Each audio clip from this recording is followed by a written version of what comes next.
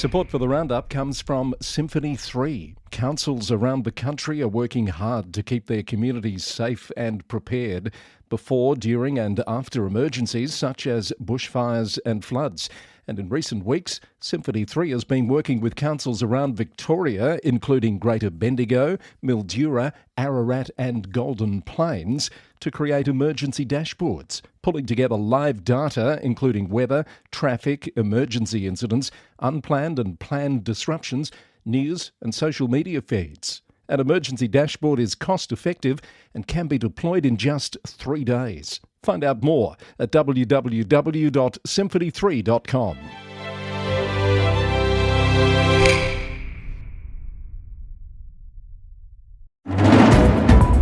Coming up on the Local Government News Roundup, the Mayor of one of Victoria's largest councils suspended for 1 month. Wangaratta Council appoints its new CEO. A proposal to merge 2 New South Wales councils fails to get off the ground as a dire warning is issued about the future of the state's smaller councils. Tensions rise in Wollongong during a cat curfew debate, plans for Australia's tallest building on the Gold Coast, and a Hobart councillor's fuel card mistake. Hello, I'm Chris Eddy. All of that and more coming up on the Local Government News Roundup today. Also, why are an increasing number of local governments funding GPs? On Roundup Extra, Robert Hicks from Curtin University reveals WA councils are now spending millions to fill a market failure in medical services, and it's a growing crisis across the country. This is your Wednesday, 25th of February edition of the Roundup, brought to you by the Victorian Local Governance Association, the national broadcaster on all things local government, with support from Symphony 3. Simple, connected, customer experiences. The Mayor of Wyndham City Council, Josh Gilligan, has been suspended from office for 1 month, effective from last night's council meeting, after an independent arbiter found he breached the councillor code of conduct. The ruling stems from a Facebook post last September in which Councillor Gilligan called former Mayor Kim McAliney a, quote, raging lunatic and accused her of spreading anti-government propaganda. Arbiter Simon Heath found the comments were belittling and abusive and that they risked diminishing public trust in local government. Councillor Gilligan has been ordered to publish a written apology within 72 hours and says he'll respect the decision, though he has expressed disappointment in the outcome, citing what he calls years of unacceptable treatment in the role. Late last night, Councillor Gilligan published an apology to his Facebook page, saying he takes responsibility for his words and the offence and hurt caused to Ms McAliney. Under the Local Government Act, a new mayor must be elected when the office becomes vacant. Deputy Mayor Preet Singh will assume mayoral duties until that election takes place. Details of the arbiter's ruling were confidential until tabled at the meeting last night, and the council says a report will now be published on its website. The rural city of Wangaratta has appointed Matt Nelson as its new Chief Executive Officer starting the 13th of April. Matt brings over 25 years of government experience, most recently serving as Acting Land Coordinator General of Victoria. He's worked extensively in the region, including on projects like Ride High Country and Prosecco Road. Mayor Irene Grant says Mr Nelson's experience across all levels of government makes him an outstanding appointment. City of Greater Geelong Councillor Ron Nelson has resigned as Deputy Mayor but will continue serving as a councillor. The Geelong Times reported last night that Councillor Nelson, who is reportedly seeking Liberal pre-selection for the state seat of South Barwon, announced his decision at the council meeting held last night. A special meeting is scheduled for March 3rd to elect a new deputy mayor. The move coincides with new council guidelines being introduced for councillors running in state or federal elections, aimed at maintaining separation between council duties and campaign activities. Plans for an 11-storey commercial office tower in Geelong's civic precinct have been scrapped, dealing a blow to the City of Greater Geelong's debt reduction strategy, according to the Geelong Advertiser. Developer Quintessential Equity walked away from the project last year after failing to secure a key tenant. The abandoned development at 20 Gerringhap Street was part of a 2019 agreement that saw Quintessential build the council's new Awaraki Nile headquarters. The site is now being used for community events. Frankston City Council is rolling out the welcome mat for developers with a new fast-track planning program. The Priority Development Program promises decisions within 16 weeks for major housing and commercial projects that meet the city's standards. Mayor Sue Baker says it's about cutting red tape while maintaining quality. Rural Councils Victoria has launched its 2026 election platform, calling for a major investment boost to support communities outside Melbourne. The flagship recommendation is a $1 billion Rural and Regional Victoria Productivity and Growth Fund. RCV Chair Councillor Robert Amos from Campaspe Shire says rural Victoria is facing significant challenges, including infrastructure decay, population decline and council funding pressures. The proposed fund would have 4 streams and at least 25% would be guaranteed for rural Victoria. And Glenelg Shire Council is preparing to submit its concerns about regional aviation to a federal Senate inquiry. The council, which operates Portland Airport, says it's facing unsustainable costs to keep the facility running without government support. Council officers have highlighted that while the airport must meet the same strict standards as major facilities, it operates at an annual financial loss. A draft submission to be considered at this week's council meeting emphasises the airport's critical role in emergency response and medical transport, as well as its importance to the local economy. In other news, South Gippsland Shire Council Mayor Nathan Hersey has been reappointed as chair of One Gippsland, the regional advocacy body representing local government, industry and community organisations across Gippsland. The council welcomed the reappointment as a reflection of Mayor Hersey's strong leadership and commitment to regional collaboration. And the Australian Local Government Association has raised concerns about new aged care rules in a submission to a Senate committee review. ALGA is warning that regulatory inconsistencies and funding transitions could disrupt services in regional and remote areas where councils are key providers. While supporting stronger accountability standards, ALGA is calling for clearer legislative guidance and transitional flexibility to ensure vulnerable communities don't lose access to essential care. This is the Wednesday 25th of February edition of the Local Government News Roundup. It's episode number 555. In New South Wales, Upper Hunter Shire Council has rejected a proposal to explore merging with neighbouring Muswellbrook Shire Council, voting down the motion 8-1. Councillor Troy Stoltz proposed exploration of a so-called super council as a solution to Upper Hunter's financial difficulties, but the idea was met with fierce opposition from fellow councillors. The Newcastle Herald reported that there were questions about the financial benefits, with some councillors suggesting Muswellbrook itself faces revenue challenges as local mines prepare to close by 2030. Muswellbrook Mayor Jeff Drayton hit back at the criticism, defending his council's strong financial position and questioning why Upper Hunter councillors would reject help while facing mounting debt. A leading economist says up to half of New South Wales councils could face intervention within 12 months due to financial crisis. Professor Joseph Drew estimates a third of councils aren't financially sustainable, with small rate bases unable to cover massive infrastructure costs. Central Darling Shire Council was in administration for 12 years after nearly going bankrupt in 2013. The New South Wales Auditor-General has identified 11 councils facing severe financial risk, including Hobart and Walgett Shires. ABC News has reported on the remote council funding squeeze, and it follows warnings of similar circumstances for South Australian councils that we reported on earlier this week. An independent report has confirmed that last year's new Lambton landslip was the largest residential landslip in Australian history, according to the City of Newcastle.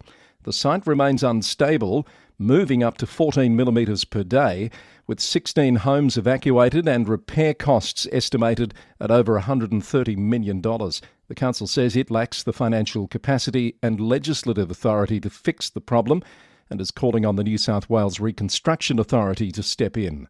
The authority has rated the disaster's impact as low severity, despite homes collapsing and none being safe to return to without major engineering works.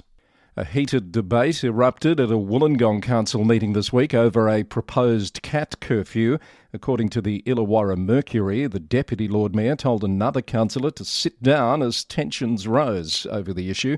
Greens councillors moved a motion supporting state legislation to control roaming cats, but opponents questioned whether a state parliamentary matter should be debated at council level. The motion was ultimately replaced with a watered-down version calling for a report on the council's cat management capability. A casual vacancy has opened on Wagga Council following the resignation of Councillor Tim Cochelle at the end of January. The New South Wales Electoral Commission will conduct a countback using original ballot papers from the 2024 election, with candidate applications closing on the 5th of March and the countback to be conducted on the 10th. Narandra Shire is cracking down on illegal timber collection from the local Flora and Fauna Reserve. It says the practice is causing serious environmental damage and threatening native wildlife habitats. Authorised officers are patrolling the area and surveillance is in place, with offenders facing significant fines and legal action. And Sutherland Shire Mayor Jack Boyd and 10 council lifeguards will tackle a 24-hour swim-run-swim challenge at Clovelly Beach this weekend. The Lifeguards for Life Challenge aims to raise funds for Lifeline Sydney and Sutherland's Suicide Prevention Services. Politicians and lifeguards from 3 councils will push their limits to support the 24/7 crisis counselling services. More news in brief. More than 5,700 rugby league fans packed Glen Willows Stadium to watch South Sydney defeat Manly in a trial match that Mid-Western Council estimates generated $1.1 million for the local economy. The City of Newcastle will host its first International Careers Day next month at City Hall, connecting skilled migrants, refugees and international students with potential employers. 250 students and 35 businesses are expected to participate. And Bathurst Regional Council is installing 38 return and earn bin baskets on public bins across the region. The baskets allow people to leave their drink containers for others to collect and recycle for a 10-cent refund. A recent trial found the bin baskets reduced drink containers going to landfill by up to 80%.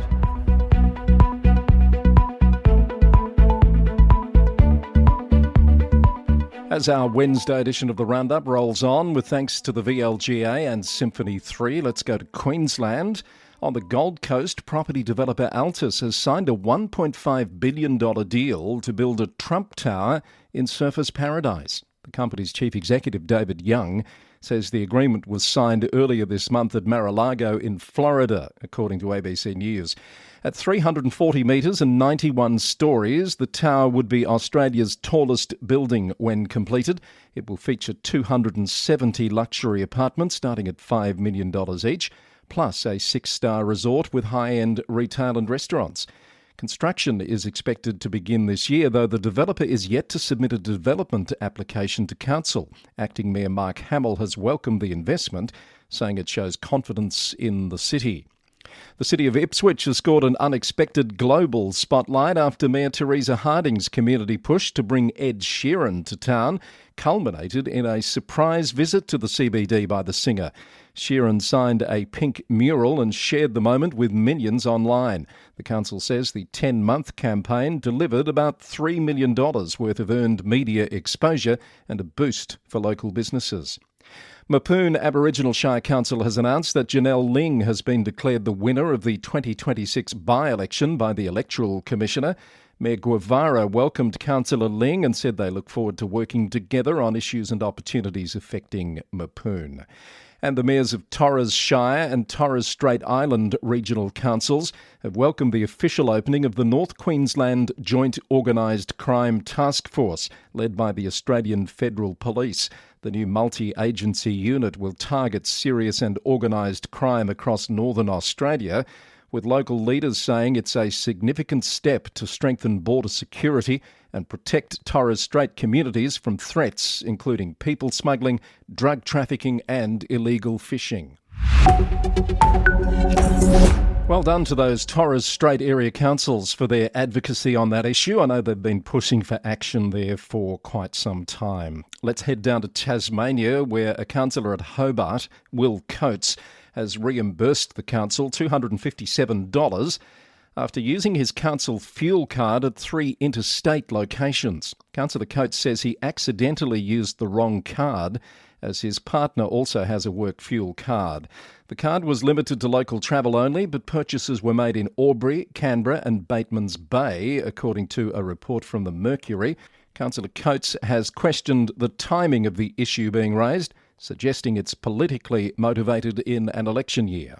And Hobart City Council is consulting the community on whether to permanently ban dogs from South Hobart Oval. The move would end a 20-year arrangement allowing dogs to exercise on the sporting pitch. Lord Mayor Anna Reynolds says it's been a difficult and divisive issue and no final decision has been made. Pulse Tasmania reported that the proposal would bring South Hobart Oval in line with most other sports grounds across Tasmania. In South Australia, the Local Government Association is strongly opposing the Liberal Party's election commitment to introduce rate capping.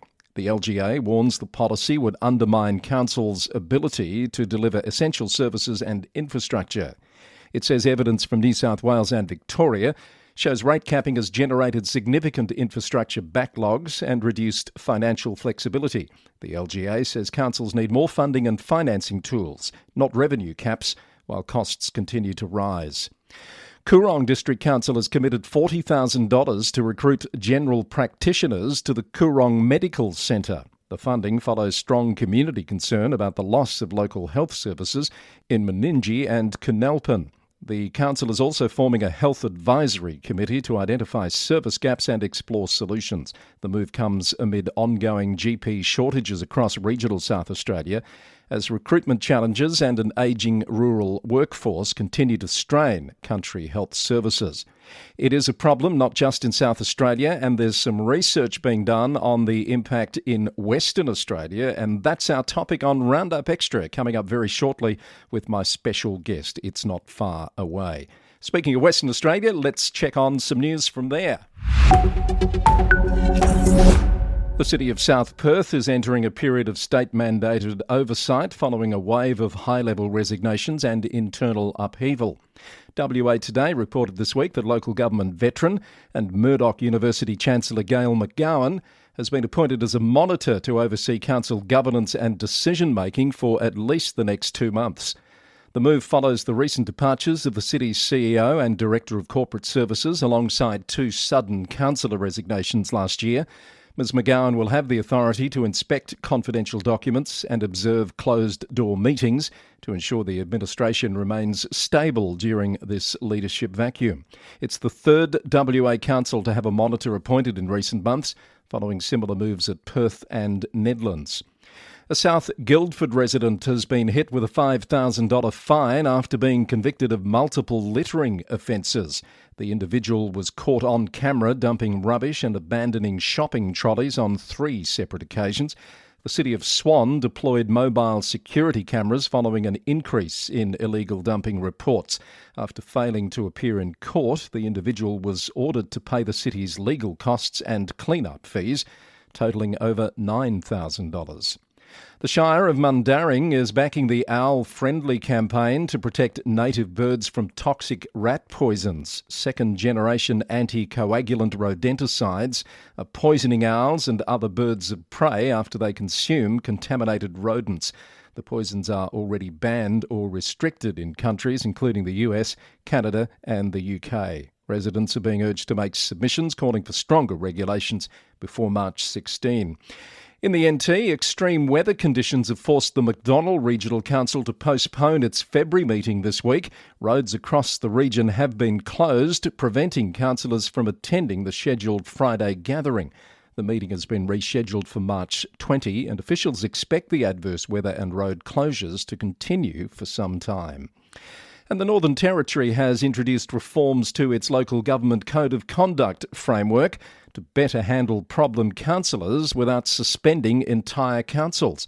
The Local Government Amendment Bill creates a tiered approach involving an independent assessor and a code of conduct panel, with sanctions including fines of up to 50 penalty units and disqualifications for up to 8 years. Local Government Minister Steve Edgington says the changes will bring the NT in line with national best practice, according to the NT News. Don't forget Roundup Extra coming your way just after the Global Report, which lands right now. We're going across to New Zealand, where Environment Southland is pushing back against the government's local government reform plans, calling for a delay until after the next election. The Regional Council's chair, Jeremy McPhail, says Southland's 4 councils are already reviewing their future structure through the Local Government Commission, and that work needs to finish first. McPhail is also concerned the government's proposal weakens democratic representation by removing elected regional councillors and replacing them with a combined territories board made up of mayors. The government announced the changes in November, saying local government is tangled in duplication and disagreements. It expects the reforms to put downward pressure on rates. Submissions on the proposal closed last week, with the government now considering feedback, according to a report in the Southland Tribune. Out of the UK, a by-election has been called in Luton after a Liberal Democrat councillor failed to attend any council meetings for more than 6 months, according to BBC News. Under local government law, councillors who miss meetings for 6 consecutive months automatically lose their seat. The council discovered Alan Skeppelhorn had been absent between July last year and January this year. The Liberal Democrat group leader said the 6-month period was miscalculated by the council and only noticed after the fact. The council is now introducing a formal warning system to alert councillors approaching the 6-month threshold. Mr Skeppelhorn, who has served as a councillor since 2003, previously received an extension during the pandemic after spending nearly 6 weeks on a life support machine with COVID-19. A former Bolton Council worker has been jailed for 4 years and 8 months after stealing nearly £900,000 from vulnerable benefit claimants. Richard Shaw, who worked in the council's financial protection team, transferred money to 9 personal accounts between 2015 and 2023. He initially denied the charges but pleaded guilty to fraud by abuse of position at Bolton Crown Court in December. Local Gov reports that all affected individuals have now been refunded by the council. The Welsh Government is rolling out 150 surveillance cameras across Wales in a major crackdown on fly tipping. More than 42,000 fly tipping incidents were reported between April 23 and March 24, with 71% involving household waste. Local Gov reported the cameras will be distributed to local authorities to monitor hotspots and support enforcement action. In San Antonio, in the US state of Texas, the city council is set to meet this week to discuss a possible public reprimand of its mayor, Gina Ortiz-Jones. This follows a complaint filed by a councilwoman who alleges the mayor shouted and cursed at her after a council meeting in early February. The confrontation reportedly stemmed from a disagreement over fire safety requirements at a popular gay nightclub. 5 other councilwomen have backed the complaint. If it moves forward, Jones would be the first San Antonio mayor in modern history to face censure, though the action carries no penalty, according to Spectrum Local News. And in Canada, city councillors in London, Ontario have rejected a proposal that would have made it easier for the public to find out who owns rental properties in their neighbourhoods. CBC News reported that some councillors wanted the city to post landlords' names and contact information on the city website. Right now, that information has to be displayed inside rental units, but accessing it from outside means making a trip to City Hall. Proponents said making the information available online would help neighbours communicate directly with property owners about any problems. But city staff warned against it, saying the municipality shouldn't encourage residents to take enforcement of bylaws into their own hands. The motion failed in a 2-2 tied vote at committee. Now it's time for Roundup Extra, our regular Wednesday feature. Today we're looking at the unjust burden currently placed on local governments in rural and remote Western Australia. My guest, Robert Hicks from Curtin University, highlights a significant market failure by state and federal governments, which has forced small local councils, traditionally responsible for roads, rates and rubbish, to become the primary funders of essential medical services just to ensure their communities survive. Robert Hicks is the Program Manager for Curtin Medical School's Rural Health Multidisciplinary Training Program, which looks at medical student issues for the entire regional Western Australia. Robert, great to have you on the podcast. Welcome. Thank you. Did I get that mouthful right? It doesn't roll off the tongue easily, does it? It doesn't. So I still struggle with it. It doesn't. And of course, the issue we're going to talk today is really about the intersection of local government and getting healthcare, getting doctors, etc., into regional and rural areas, which has been a problem for a long time. And you can speak to it also from a local government perspective with your background, can't you? Well, I can, and that's the reason that I've brought my experience in local government into Curtin and advanced this issue, because I understand clearly and acutely the impact of the cost of funding medical services and the delivery of medical service in small, regional and remote local governments. And it made sense that I use that experience and that expertise to better understand what that means, not just for medical or health delivery, but health outcomes for people who live in rural and remote locations. Tell us about your local government background, where you've been, what you've done.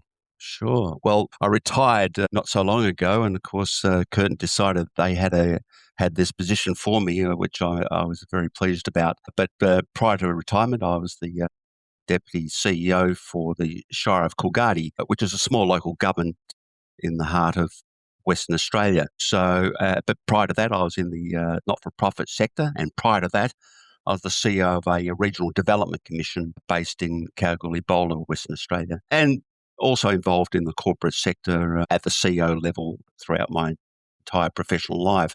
So I've got a broad brush set of skills and experiences. So this project you're working on now is looking at the scale and the severity of the healthcare access problem in rural and regional Western Australia specifically, but also how a lot of the burden is starting to fall on local governments, or a lot more of the burden perhaps than it's been carrying in the past. Tell us a bit about the project. What are you trying to achieve here? Well, to understand what that burden looks like, and not just from a health perspective, but also a socio-economic perspective. And I think, when you start talking about dollars and cents, that then becomes very interesting, and people tend to prick up their ears and go, well, what is the real cost? And it's rather interesting, Chris, that, in 2021, the WA Local Government Association, WOLGA, did a survey of 69 local governments, and they found that this is in 21-22, that $6.8 million net was contributed by those 69 local governments in the delivery of health services. Now, it doesn't sound a lot, but I think the important thing is that just in 24-25, that number has increased to $9.5 million by 41 local governments. Right. So what's that telling us? It's telling us that the contribution of regional local governments throughout Western Australia is increasing. The situation around the cost of health service delivery is not going away. In fact, it's only getting worse. So we, in our paper, The Unjust Burden, and why local governments should not be the primary funder for healthcare, makes it quite clear that we think we're getting to a crisis point. How did we get here, Robert? Why has this been allowed to develop, do you think?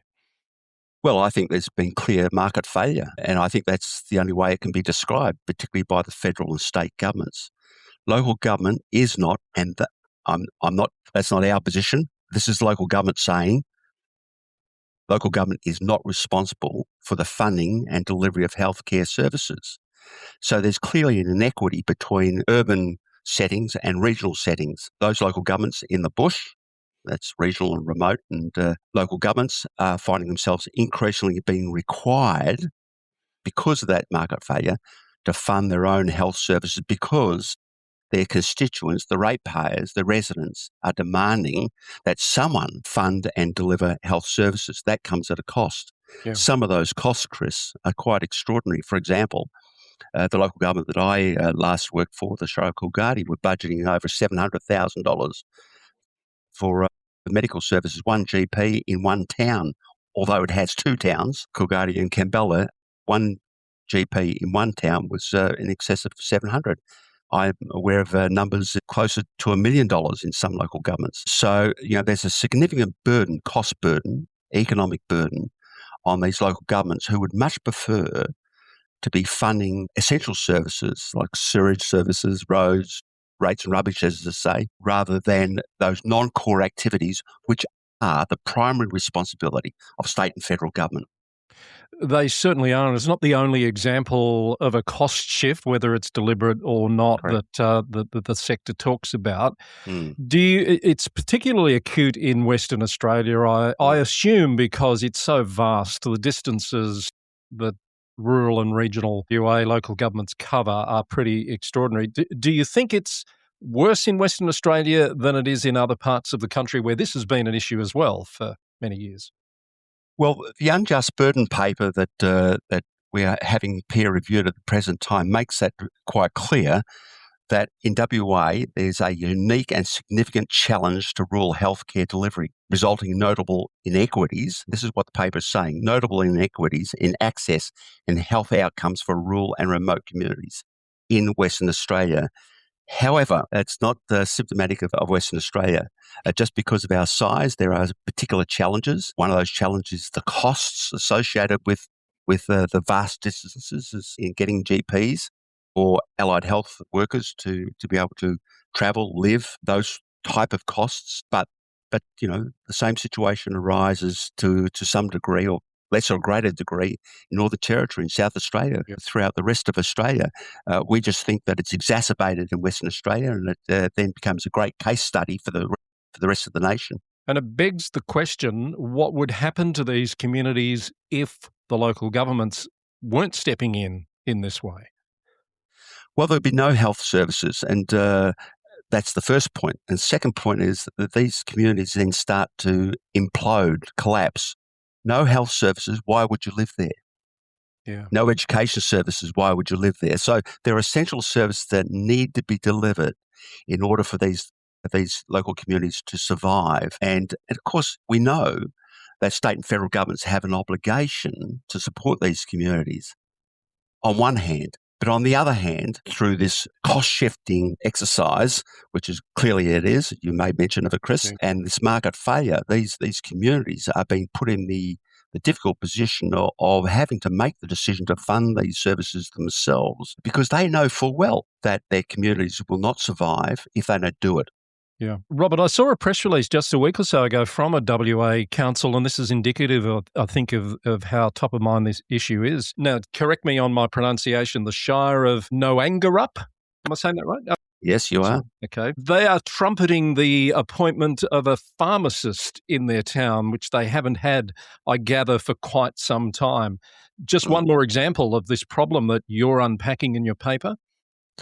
Look, absolutely. A pharmacist cannot exist unless he or she has scripts, and those scripts come from a GP. Yeah. So one is reliant upon the other. There's a concertina effect. So that's just part of the puzzle. And you can understand why No Anger Up and other local governments need to have a GP or allied health services to be able to support other sectors. For example, in this case, pharmacy. And by the way, Chris, we have been in conversations with the local governments in that area, of which No Anger Up is one of them. And they've formed an alliance to look at this whole issue around health service delivery in their small area down the south of Western Australia. So we're acutely aware of their model and what they're attempting to achieve. That doesn't necessarily mean to say that their model of health service delivery is one that can be replicated elsewhere in the state, for example, in Kununurra or Port Hedland or Karratha or Newman. So, it's not a one-fits-all remedy, that they seem to be getting on top of that situation. But as I said, one-fits-all is not the way forward. There are specific circumstances within specific towns in specific regions of Western Australia. So on that then, is your paper going to provide some solutions or reforms that you think the sector and anyone concerned about the issue should be advocating for? Well, Chris, what we want the paper to do is just to highlight the extent of the problem, and that's the first issue, and to put a strong position that local government is not and should not be responsible for the funding and delivery of health services, that the state and federal government need to step up and at least acknowledge the severity of the issue and the complexity of the issue. For example, one of the challenges they've got is around rural workforce development. Yeah. So you may have a particular model of service delivery, but if you can't get the primary health care workers, or the GP or the allied health workers, into regional Western Australia or into regional Australia, then that's going to be difficult. So I think that's one of the key issues that needs to be addressed by state and federal governments. Local government can't address that issue around workforce development. No. It can't. It's not their responsibility. They don't have the resources. It's way outside their remit. But neither is it their responsibility to pay the salary of a local GP. Correct. It's a wicked problem, isn't it? Who's your audience here? Once the paper's out there, are you hoping that policymakers, politicians, etc., will actually take the time to read this? Look, there has been a fair bit of work done in this space, but it appears not to be getting the traction that is necessary. We at Curtin Medical School believe that if you can get the universities behind this movement to address it, to get the state and federal governments to address this issue, at least consider it, and then look at ways of dealing with it in a constructive way, then that will have been achieved. Universities are very useful at times. We can say what's on our minds based on the evidence and the research that's been done. I think we thought that it is important for Curtin Medical School or Curtin University to play its role in advocating for this particular issue, keeping in mind that really at the end of the day, this is all about healthcare outcomes in regional, rural and remote Australia, Western Australia. Nothing is more important than people being healthy and their well-being being considered and looked after. At the moment, all the health indicators seem to indicate, well, they are indicating that the health outcomes for people who live in regional, rural and remote Australia are not as good. In fact, lag well behind those who live in metropolitan urbanised environments. Very true. And hopefully it'll have some impact beyond Western Australia when this piece of work becomes available. Robert, it's been fascinating to talk to you. Is there anything else you'd like to say to the audience, which is largely local government people, about this issue before we wrap up? Yeah, look, I think local governments are caught in a very difficult position where they really have no choice, and they're being forced into funding and delivering health services, and sometimes they're not equipped to understand the health sector. It's a complex sector, and they're being forced into understanding how it works, and they don't always get their model of health service delivery right. So they really do need support, and that support can only come from the state and federal governments, not just financially, but in terms of providing a level of other supports to help them to come up with the best model possible for their particular local government area. So it's not just about money. This is about real on-ground support and just not leaving local governments to languish on their own. They might succeed or they may well fail. But the indications are, and I've already mentioned to you earlier, Chris, that the cost to local governments, particularly in Western Australia, is increasing. It's going up, and it's certainly not decreasing. That means that the impact on local government is just getting much more burdensome. That's why the unjust burden paper that we're having peer reviewed at the present time is just so important, to just not highlight that it's not their responsibility, but what sort of supports do they need in order to do it well if they're going to go down that path of funding and delivering their own health services. And we will let the audience know when that paper, The Unjust Burden, is available to read. Robert Hicks from Curtin Medical School, thank you so much for your time. It's been great to chat with you. Thank you. And you've been listening to the Local Government News Roundup for Wednesday, the 25th of February, edition number 555, brought to you by the Victorian Local Governance Association, the national broadcaster on all things local government, with support from Symphony 3, simple, connected customer experiences. Find out more about the stories in today's episode by heading to lgnewsroundup.com. That's where you'll find a transcript and story links and lots of other news that gets posted between episodes. The Roundup is recorded in the city of Greater Geelong, Victoria, on the land of the Wangaratta people of the Kulin Nation. Until our next edition, thank you for listening and bye for now.